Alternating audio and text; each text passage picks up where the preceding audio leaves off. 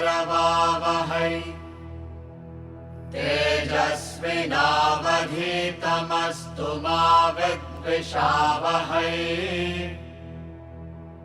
ॐ शान्ति शान्ति शान्तिः।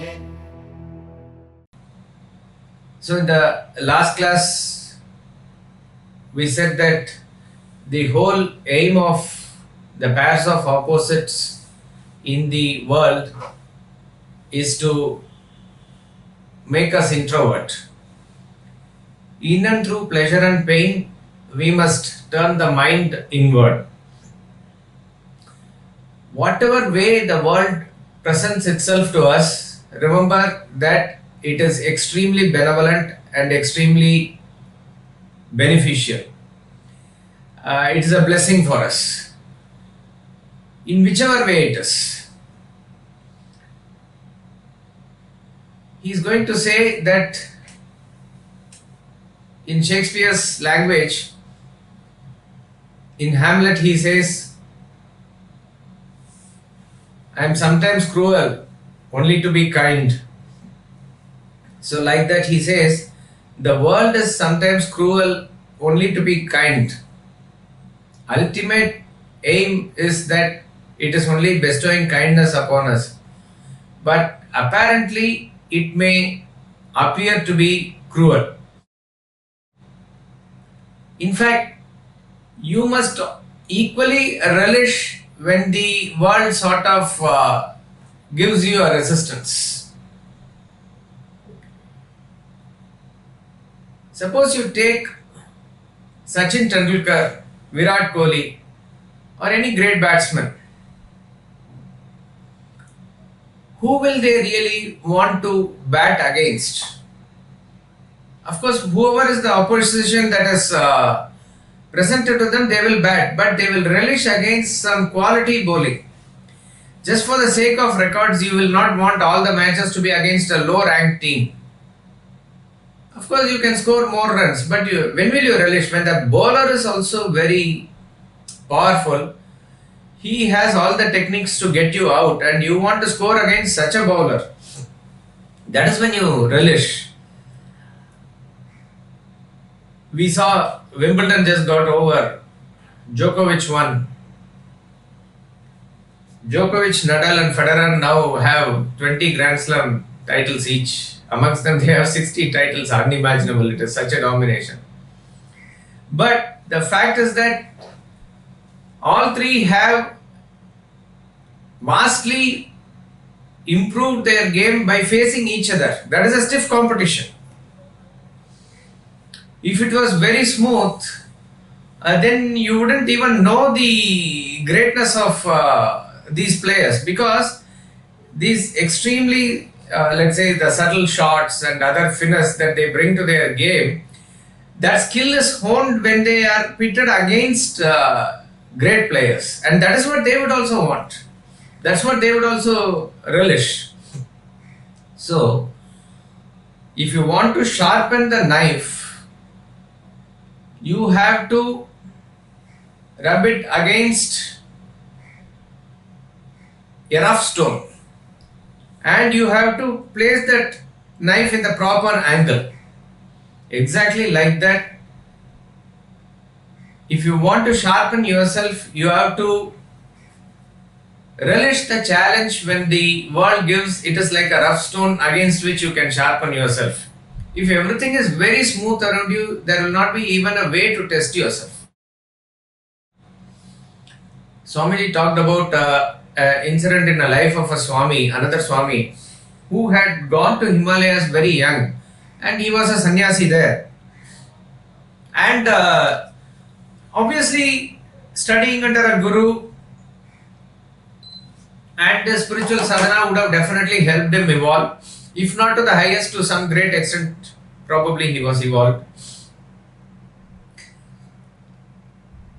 But always he was in the conducive atmosphere of the Himalayas, where he is with his Guru Bhais and other spiritual people there, saying Hari Om every time, and reading Upanishad and Gita and being in satsang. This is his life for many years.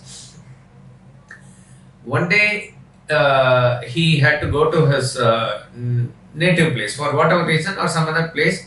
So he was in Delhi railway station and he picked up a very ugly fight with the porter there.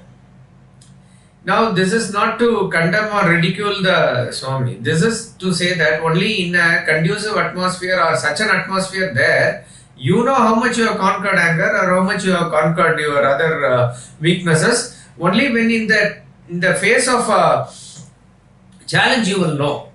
But when everything is conducive and smooth, so a statement is attributed to Mahatma Gandhi that you can find Shanti in Shanti. Any fool can find it. But you have to find Shanti in Ashanti. That is the challenge. Shanti in Shanti means when the ashram type of setup or where there is no disturbance and there anybody can find peace. But your challenge is to find it even if the things are not conducive outside.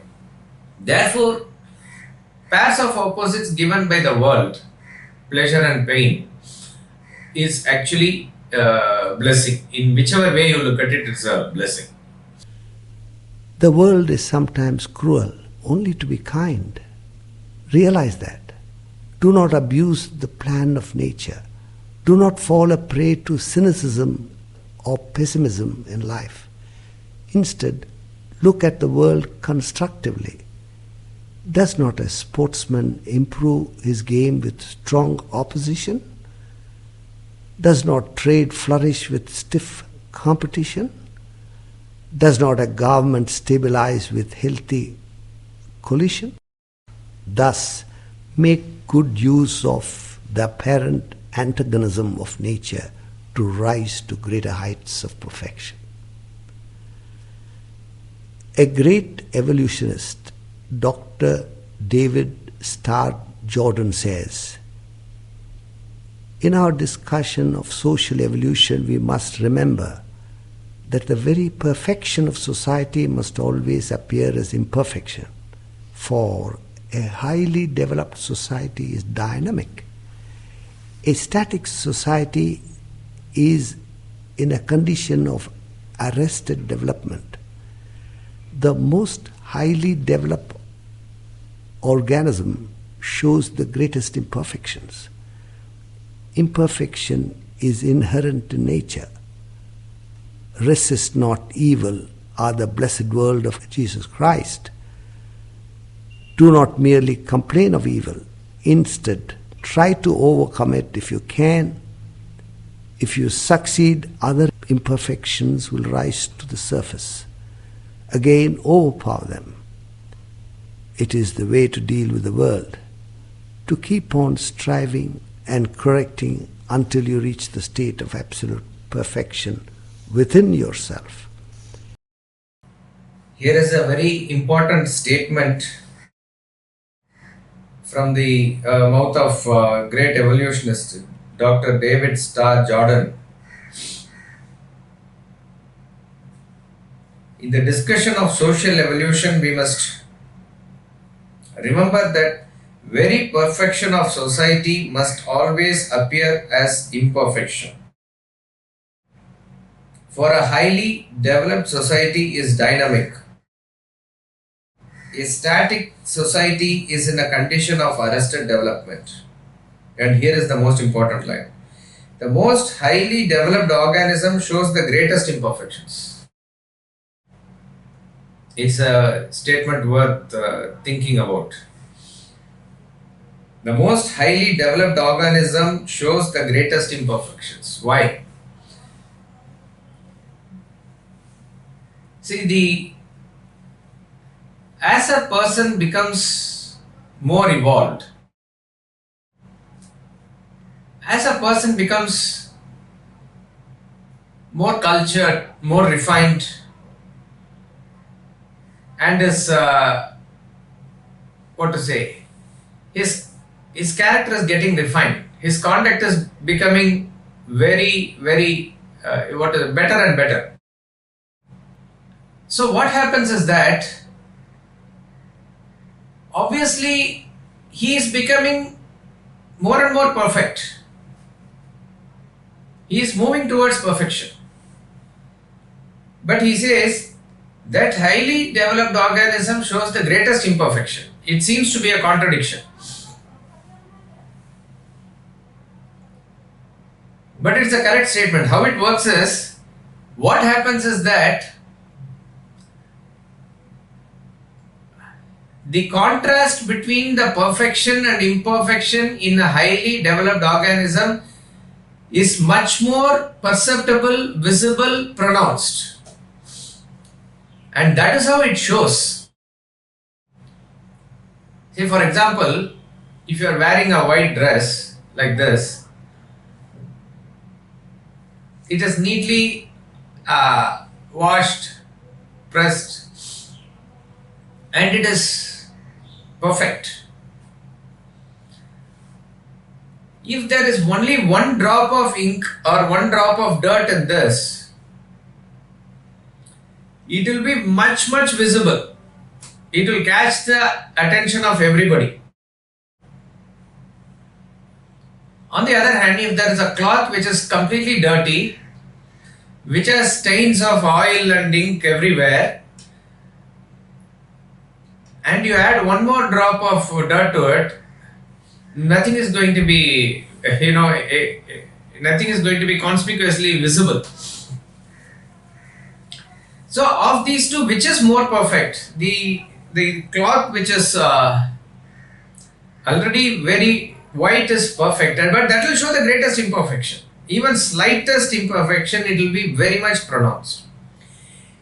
Outwardly, there cannot be 100% perfection. Remember that. See, suppose you look at your own room, you could have arranged it beautifully. Aesthetic sense wise, it is very well organized, very well arranged. But you ask yourself, or you bring an expert and ask, can the room not be improved further? If, of course, it can be improved. They will say various change in arrangements. Even a picture on the wall can be changed. The color can be changed. The interior design can be changed. The lighting can be changed. And you will, oh my God, it's so beautiful. I didn't realize before. I thought it was good. It is good, but now it has become better. Once that is done, can you say that is the ultimate? No, you can still further improve it. So external perfection can always be improved upon, implying that there is always inherent imperfections in that. If you look at it from that angle, it will be always there. That is why he ends the paragraph by saying that absolute perfection can be achieved only within you. Absolute perfection cannot be achieved outside you. But you must strive to improve the external world. This is not to become tamasic or complacent. If some of you knew how the academy looked in the very early years, and then maybe in the late 90s and then in the 2000s, there is vast improvement even in the look, even in the landscape there, even in the trees and buildings, jogging track, everything there. Vast improvements. It was all done obviously with time, and slowly various things were added on like that. And we have this campus cleanup and other activities once a week where students and master also, we get together, clean the campus. You will not find even a piece of paper or a polythene cover or anything anywhere in the campus, not even a stone. Okay. But in the initial days, in the first few years of academy, and even when we joined, the campus cleanup used to be cutting off the grass which grows to a great height, and removing the boulders, various things that were there at that point of time. So we strived for perfection at every point of time, but there is always scope for improvement, and even now there will be improvement. So that is called as a dynamic society. A static society is in an arrested state of development. Not only externally visible perfection that we are talking about, even the schedule that is there in the academy, it has evolved over a period of time. We were told in the first batch, the yoga was done after the rest in the afternoon, which is maybe 3:15 or so, which is maybe you can do, but doing it early in the morning is much more better. But it got transferred to the morning much later. And then we had sports. So like that, even the schedule got improved. It is a dynamic society. Any society or any individual or any thing that is static at any point of time thinks there's nothing more to be done. It is a matter of time before it goes into decadence also.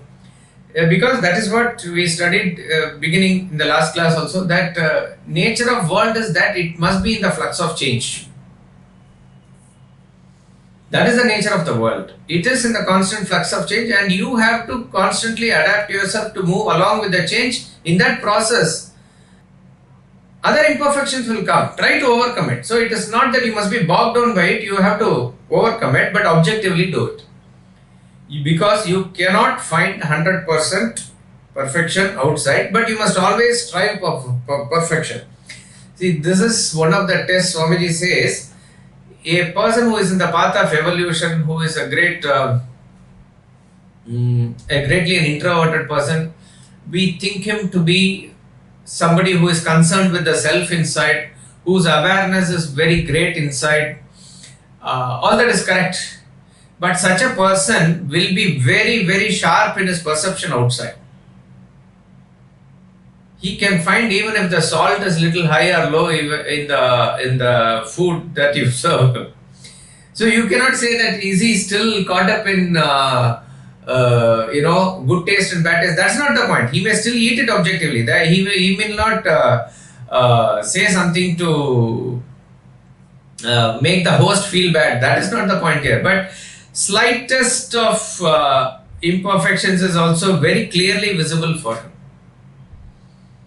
Any arrangement of books here or there, or how the book is covered, each and everything he is extremely sharp in his perception. Okay, that's not the point of discussion here, but the highly evolved creature shows greatest imperfections. That is the key point. A person who is extremely refined, who doesn't use vulgar language, if he loses temper and he shouts, that will catch the attention of everybody. Yeah, why did he say that, and how could he? Everybody will be surprised, and it will be maybe it will be in the mind of other people for a long time.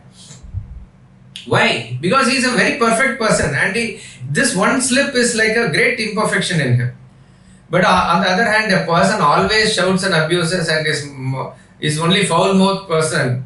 If he shouts two more words, you will not register at all. He is always like this. This is what he will say. So it is the creature with greatest perfection that shows imperfection. Like a chemical balance, Suppose there is a vegetable vendor who is having a balance that will stand straight even if there is a storm or a wind or a rain or a sun. It will not get affected. It will show perfect balance. But a physical balance or a chemical balance, even if there is a slight wind, it will tilt. You will not find the exact measurement. Why? It is very subtle. So the theorem is this: the contrast between the perfection and imperfection is much more as you evolve along. That is the point here. And he says, resist not evil. If you look at it, the quote of Christ from this angle, never resist it. Never ever resist any imperfection. Try to overcome it. You have to deal with it. You have to overcome it. It is not that you have to close your eyes and turn away. It is escapism. You have to deal with it. Environmental conditions and situations keep changing all the time. As long as the world exists, you will have to struggle with them. Meet this problem of life by adaptation and readaptation to the recurring changes.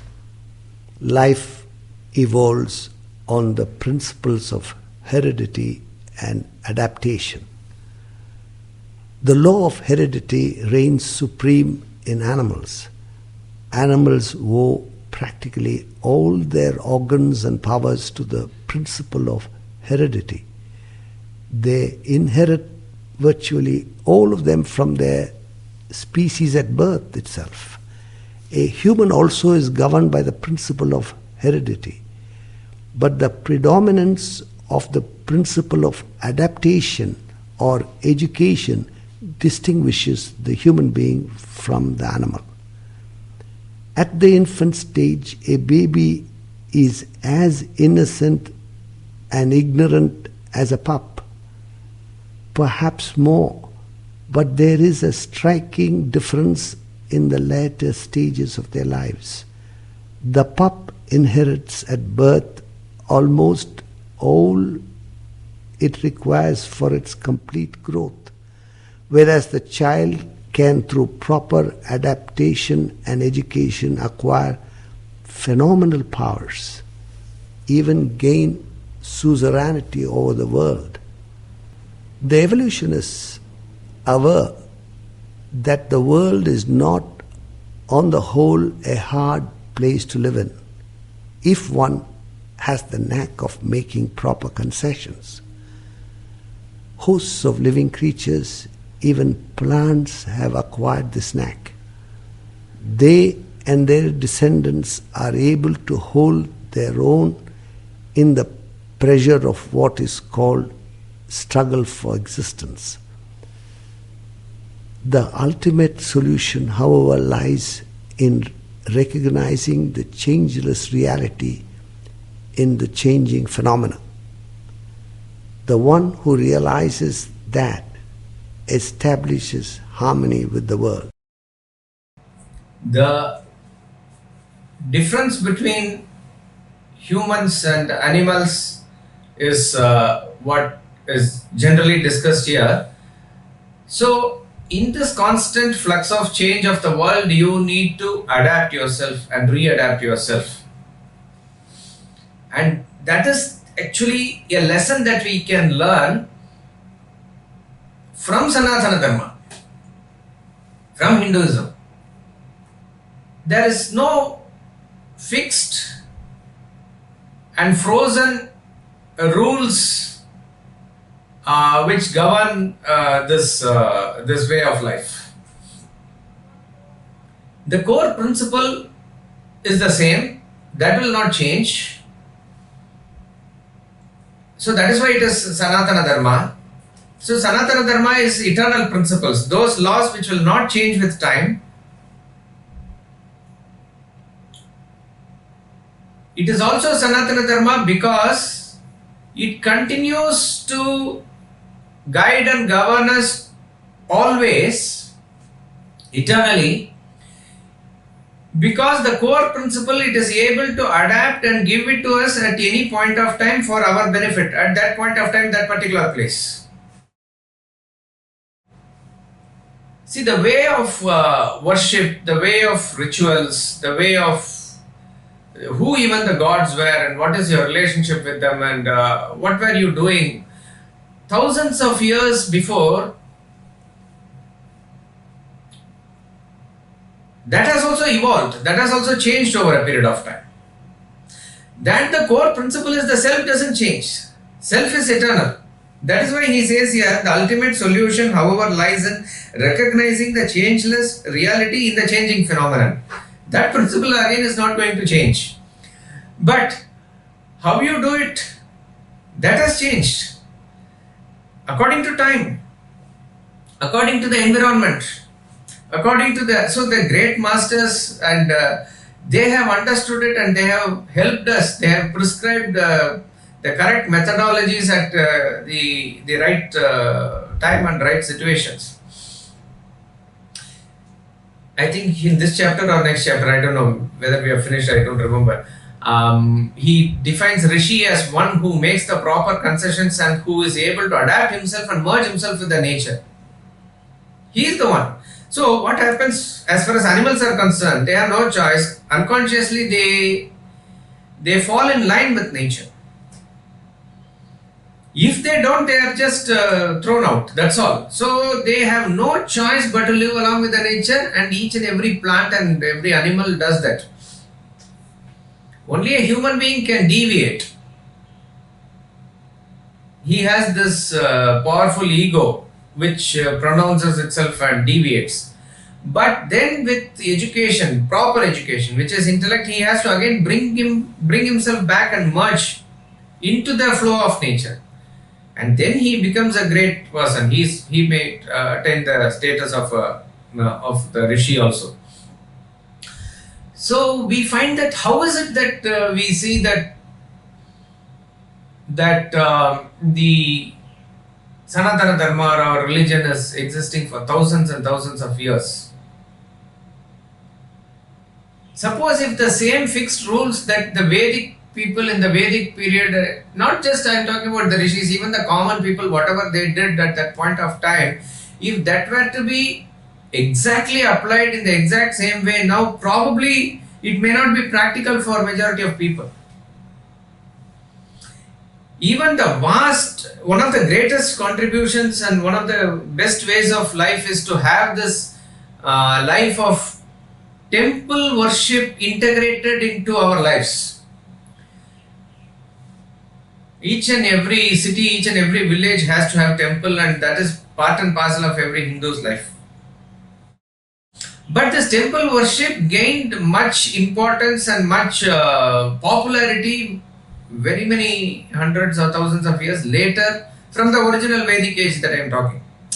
So what was probably a worship of gods through yajna and other thing, that also continues, but it has adapted and changed to some other way. What was probably introverted practice of meditation and different type of tapas which was there, and the invoking of gods through only mantras and other things which was probably predominant at one point of time, that predominance went to temples, that predominance went to bhajans and kirtans. When there was public organization not possible during the Muslim rule, how did the masters bring about this? How did they invoke the spirituality in the minds of people? In every corner of the country, in every language, they were able to bring Rama and Krishna into the minds of the people through simple bhajans and kirtans. So that way it was able to awaken, it was able to sustain itself. So this is, I think Rajiv Malhotra, the author, calls this as like a open architecture. Open architecture is you have always further scope for building it further, and that again remains as an open architecture. You can again further build on it. That is how it is. So this has shown us actually any religion for that matter. We are taking religion as an example. It can be any ism which is a static ism, which is a static rules. It imposes certain things rigid, it will perish. We have seen various ways of life, various religions, why they have perished. External aggression is one thing, but that external aggression can affect you once you become internally hollow. Internally you become vulnerable, and that internal vulnerability is when you are afraid to change, when you are fixed and rigid in your approach to life. That is not the way of life. That is not how we should be. So the point here is about adaptation and readaptation. So he says in animals it works fine, and heredity rules majorly. In human beings also heredity definitely has a great impact, but much more than that, human beings can use the power of intellect, gain education, and reach greater perfection. However, the animals adapt also. Their way of life is computerized, and that is somewhat set in pattern. They cannot consciously evolve or devolve as a species, as a creature. But a human being can do that. he can raise himself to the level of a God realized person also. That much capacity he has. But he says, at birth he is as unintelligent as a pup or even more. Why he says even more is that the animals show extraordinary adaptability and they spring to life very quickly. How else in the forest the birds and the animals, how they live? Who is there to teach them? But they quickly learn and live. How? We do not know. That's the plan of nature. But a human baby cannot defend itself against even a mosquito. That is the level of a human baby. But he can gain suzerainty over the whole universe also. To that extent, he can have that knowledge and power. What the evolutionists say is that it is not a very hard practice. If you know the proper knack, proper technique. That is why one of the quotes of Swami Ramatirtha, I do not know if it is there in this booklet, but maybe in the previous booklet it is there. It is as easy to be great as to be small. It's actually like that. You put in effort, okay, same effort you put. This side is a gold mine, this side is a coal mine. You put the effort, you get gold here. You put the effort, you get coal here. It's your choice. Effort is the same.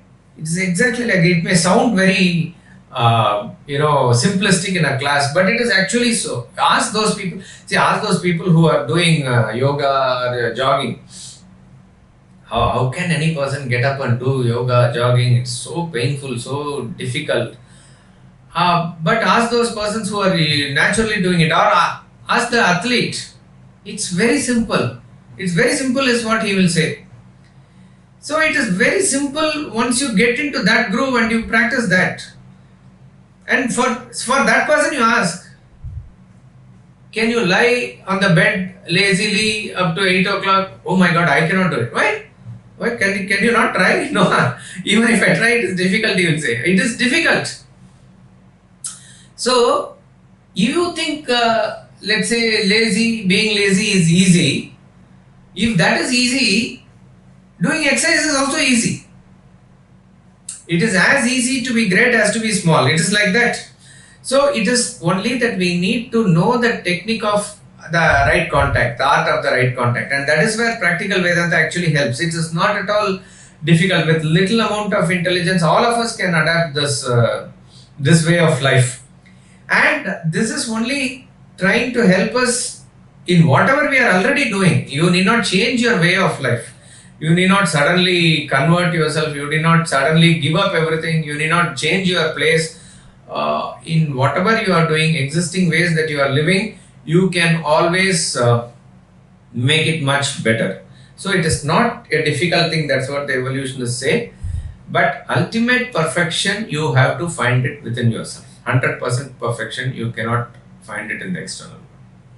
When you do not find peace and harmony, you attribute the cause of your discontent to the world.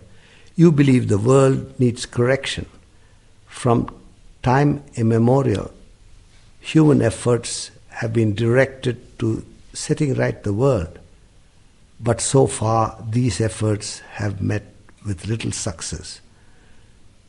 You do not realize that the solution lies in improving not the world, but yourself. You can find peace and harmony just by purifying your inner personality. When you purify your mind, you find the world purified. This is a law. The world is but a reflection of your mind. If your mind is good, the world is good. If your mind is bad, the world is bad. Therefore, change the pattern of thought and feeling in your mind, the entire world changes. Very important point here, and it has to be understood properly. He is talking about this in the topic of the nature of the world. The world is in a flux of change. The world has inherent imperfections always, definitely. And if possible, you need to try and improve the world. But here he makes a statement that per se trying to set right the world to perfection has met with little success. There is a way to do it. So that does not mean that you must not try and improve the world, but what is the way to do it? This is a strong message, particularly for us, the students of Vedanta. We are told constantly that you have to improve yourself. You have to find perfection within yourself. To the extent that you will say, don't bother about anything outside, just work on yourself, work on yourself. This is a constant message, which is correct. But you have to understand the message properly. That does not mean that you close the eyes to the external world. See, unless otherwise, you see the videos like Earthlings.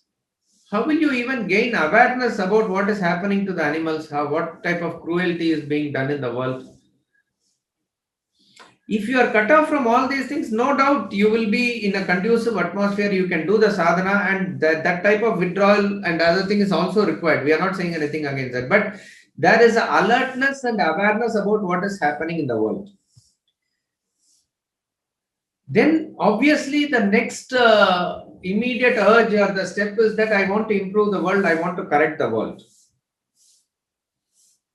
A very genuine passion also. But it does not work that way. If you per se try to correct the world without a thought on improving yourself, it will not work. One of the quotes again there in Swami Ramatirtha's booklet is that those who claim to be reformers of the world turn out to be the deformers of the world. Physician, heal thyself, he says. Oh, doctor, you cure yourself first, he says. Very, very powerfully put. Everybody wants to reform the world. Everybody wants their husband to be better, mother-in-law to be better, father-in-law to be better, father to be better, husband to be better. And they feel that by correcting all of them, definitely everything will improve. It will improve in the house, but it may not improve for you if you don't attempt improvement of yourself. The mind in its own place can create even a hell out of heaven. Assuming that everybody genuinely improves, the people around you improve, the house improves, your society improves, and your city improves, you can still be miserable. So that means you will say, still you will blame the world only. Let's say your spouse has improved from 30% to 50% now. You must feel extremely happy and your relationship is made better. But you will say that still he has not done this. Some other thing you will blame and you say this is not done. Now, this can therefore never happen that the external world can be improved, divorced from your improvement. So here he gives a very brilliant formula. Understand that the world you encounter is a reflection of your mind. So your focus upon improving your thoughts, your inner personality. That is what we said in the last class, that turning of the mind inwards, introversion. Very key. The energy that we spend in extroversion, in finding the faults of others, we are going to still see later in this book, the turkey and the ant.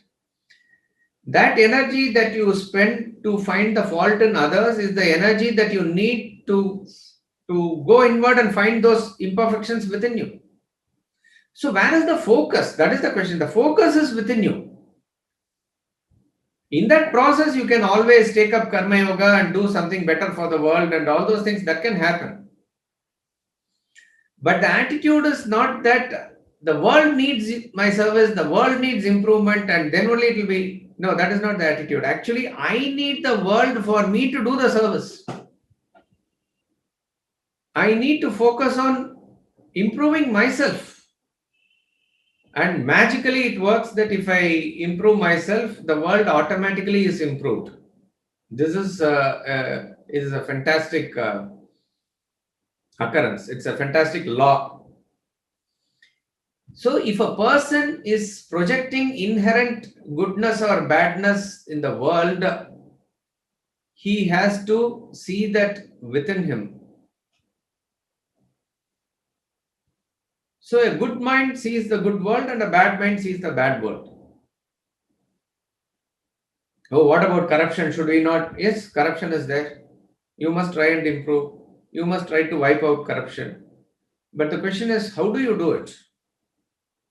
How do you view corruption? Morris Magdalene says, happy and blessed are when wickedness stands forth, revealing itself as goodness bereft of a guide. So, that person does not see the other person as a wicked person.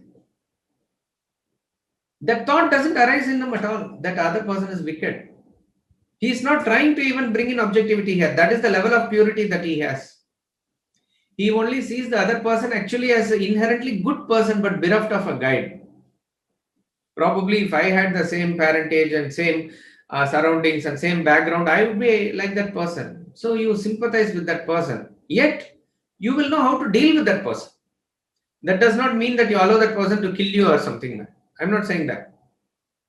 But what is your attitude? Goodness bereft of a guide. That is the mind of Yudhishthira. Yudhishthira could not see even one bad person. Because his mind was so good that even in Duryodhana he will not and he cannot. He understands the character and conduct of his brother, but he's like a child. He behaves like that. That's that sort of attitude. That's what he will have. Duryodhana, on the other hand, cannot see goodness in anybody, even in himself. Why? When the mind is like that, that is what you project. A student's mind projects student's world. Fish mind will project fish world. Bird's mind will project a bird's world.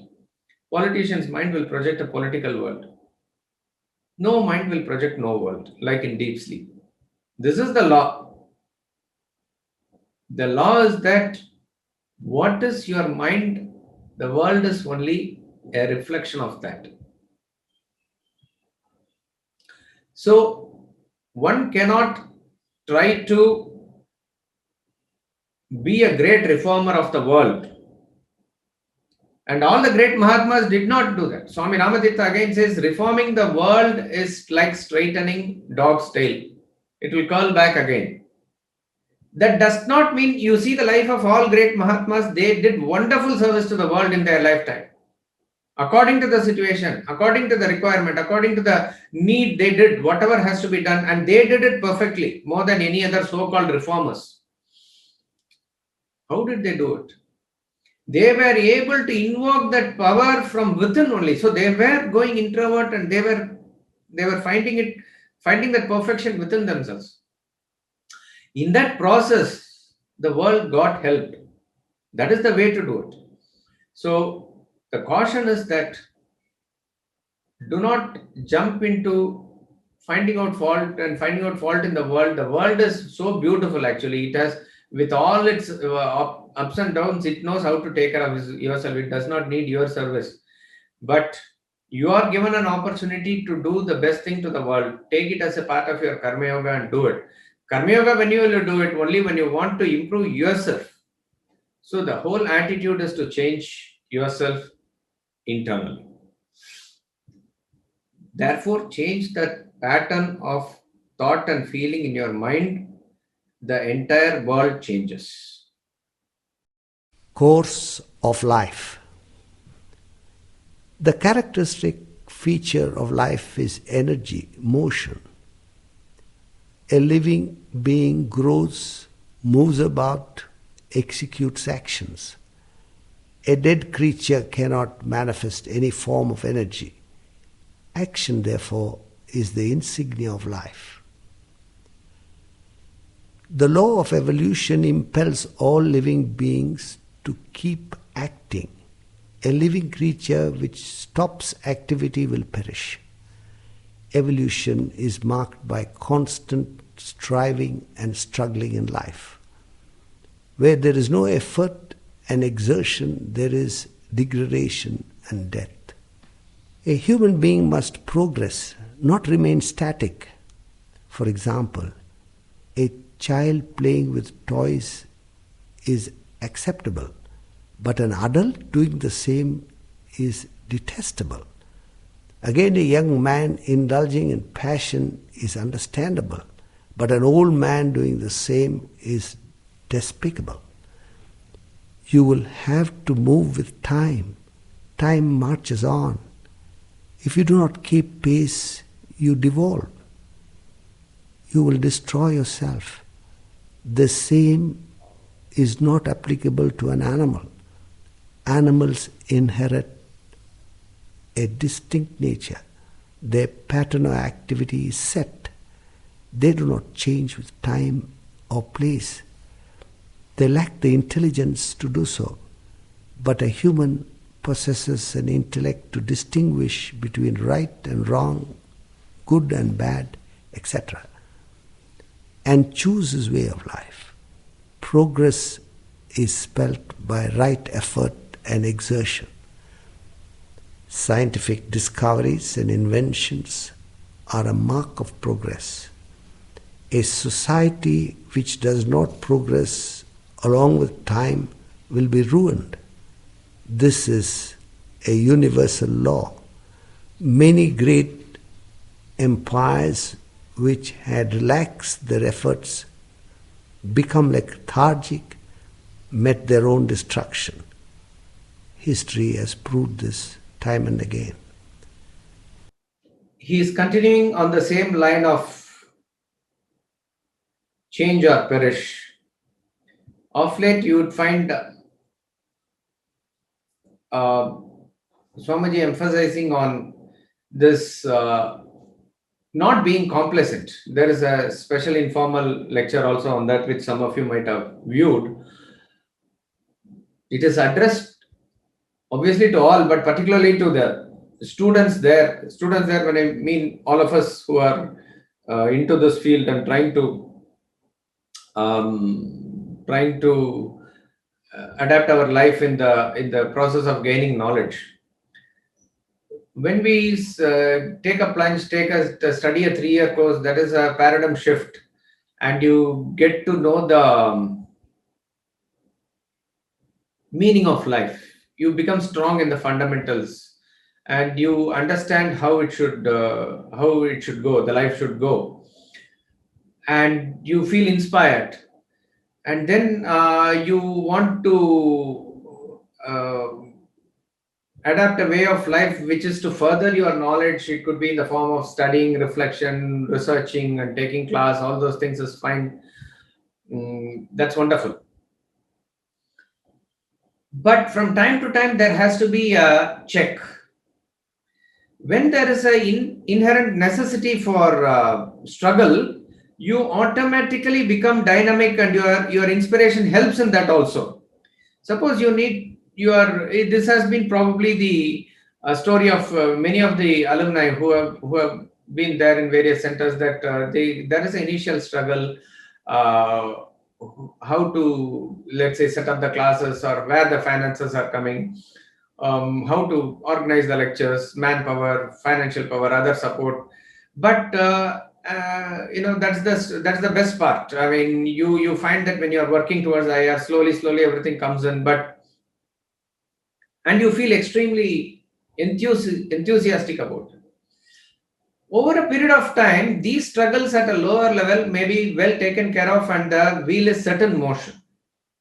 There may not be much of a struggle later in terms of even collecting funds for an event, or people doing work for you who are volunteers and who are wanting to help in the institute and other activities. And there can be other things like emotions, family, everything can be set, and it's not bad in itself. But then, if we are not careful, complacency may set in there. What you look forward to and you get inspired about that pursuit Maybe even classes taking could be easy. Answering questions can become easy.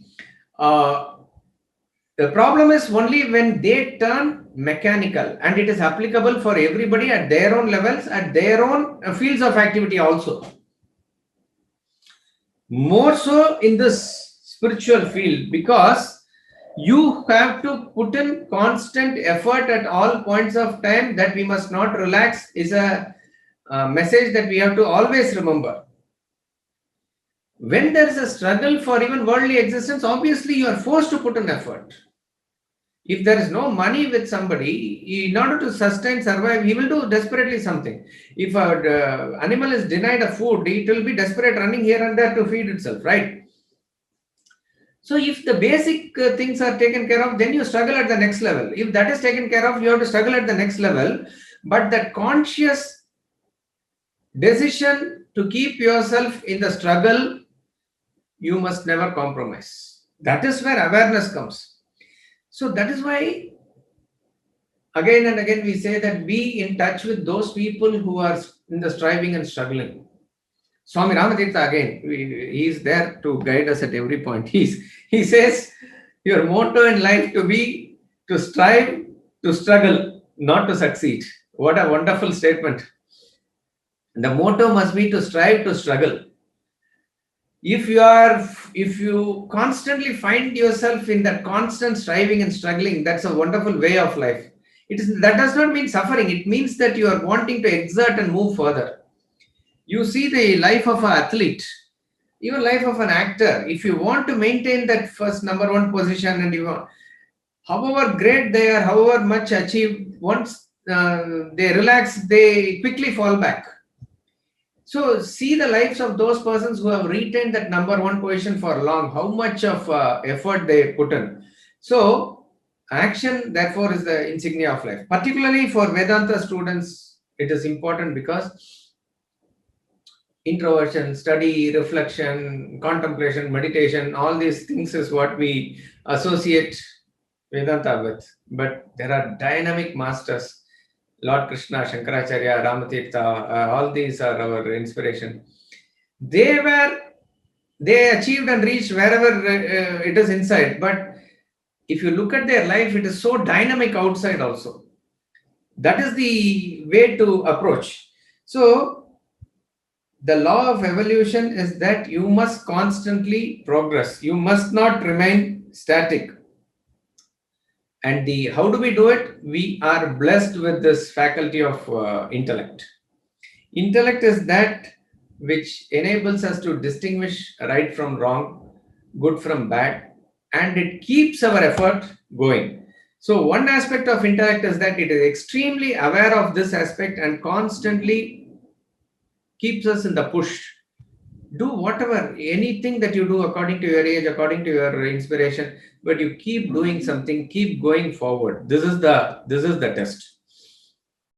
True progress and evolution is directed towards one goal alone. The course of life leads to that supreme goal, which is everlasting peace and bliss. Living beings seek pleasure, joy, happiness all their lifetime. Some seek through material and physical means, others through emotions, yet others through knowledge. For instance, a man desires wealth. Analyze his desire. What is it he really seeks? He wants wealth only to gain comforts, pleasure, happiness. So is it with emotion and knowledge. Everything you seek in the world boils down to happiness. You believe happiness resides in the world at large. You look for it everywhere. Extroverted pursuits have never succeeded in finding happiness, for happiness lies within your own person. You must therefore direct your efforts towards your own self to find it. There is no other way. But the problem is that The world attracts you with its instant pleasures. When your senses contact the external objects, you enjoy them forthwith. You do not realize that the pleasures arising out of sense contacts are fleeting. They diminish and gradually yield to sorrow. Conversely, you find the true happiness as a distasteful beginning. When you try to seek happiness within yourself, it is bitter to start with, but with determined effort you gain more and more happiness. It is strange but true. Sorrow appears in the mask of joy, and joy appears in the mask of sorrow. It is the law of nature. Consequently, the ignorant masses discard happiness and quote sorrow. This has been the sad history of humans. The Bhagavad Gita cautions you of this paradox in nature. Its 18th chapter states, true happiness is like poison in the beginning and nectar in the end. Verse 37. False happiness is like nectar in the beginning, but poison in the end. Verse 38. Great points for us to think about actually in what has been read just now. Try to think about it. We'll discuss it in the next class. What is it that a man is aspiring for? Analyze your own desire. Why don't you directly say what you are wanting? And what is it that you are directly wanting? That what you are wanting is happiness, you are not able to even spell it out. You say, I want money, I want degree, I want family, but for what? Okay, suppose if a person says, I will give you a degree, are you happy with it? Sir, will I get a job out of that? So what do you want? I want job. So why don't you say I want job? Why do you say I want degree? Okay, come to us. We will give some job to you. Are you happy? No, will you give me salary? What do you want actually? You want salary or job? So, like that, you analyze what you really want. That is one aspect of it. Second is, obviously, why is it that the joy is in the garb of sorrow and sorrow is in the garb of joy? Great points to think about. Here is a question. Last week you told what value I give to myself is the value I get from the world. How do I value myself? Kindly clarify. What we said is, what value you set for yourself, that is the maximum value that the world can give you. See, suppose if you consider yourself to be a clerk, okay, the world will view as something lower than that or maximum clerk. It cannot view you as a manager or as an entrepreneur. Now, what value you give yourself is not an ego trip that we are talking about. What you genuinely consider yourself. Okay. So a sparrow will be a sparrow. It can only become a better sparrow. But sparrow will be a sparrow. Sparrow will not become a pigeon. Pigeon's level is different. A pigeon will be a bad pigeon or a good pigeon. But pigeon will be a pigeon. It cannot be an eagle. So these are the limitations as far as the other creatures are concerned, and most human beings also operate with these limitations. What you genuinely believe of yourself, that's what you feel it is. But that is not the case. In humans, the sparrow human can go up to the level of the eagle human also. Even within one lifetime, you can do it. For which, you have to raise yourself and believe yourself to be like that. So never ever think of yourself anything less than the self is the call of the Upanishad. Okay. So at least keep this knowledge study going so that you keep this in the back of the mind. Swami Ramtita says, go and shout that I am the self. If you are afraid to shout here, go to the terrace and shout for yourself. But imagine even that when we say, why are you not able to do it, is because there is an inherent resistance, inherent feeling of shyness or whatever it is. Why does that come? Oh, what will others think? What will others think means you are thinking of again you being confined in this small body, mind, and intellect. So that is the value that you give for yourself. I cannot do. No, I cannot attend. If I say, sir, why don't you try to meet the chief minister and get this job? Oh, chief minister, how can I meet? So the moment you say that, you are thinking that I'm somebody who is small, that I cannot meet him. Suppose this is the thought pattern that you are circling among yourself. We said, as you think, so you become. So this is the thought that you are doing. So it is by association with the knowledge. It is by association with great people.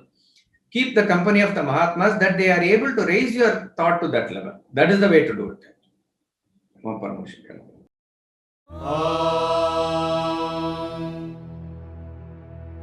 Poornam Adah, Poornamidam, Poornat Poornamudachyate, Poornasya Poornamadaya Poornamevavashishyate. Om Shanti Shanti Shanti.